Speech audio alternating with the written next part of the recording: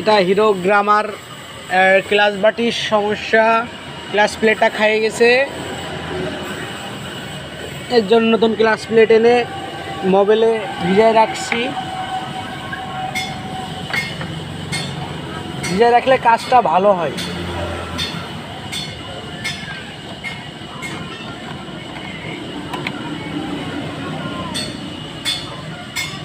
গাড়িটা অত যত্ন করে না, কি অবস্থা গাড়িটা দেখছেন আপনারাই।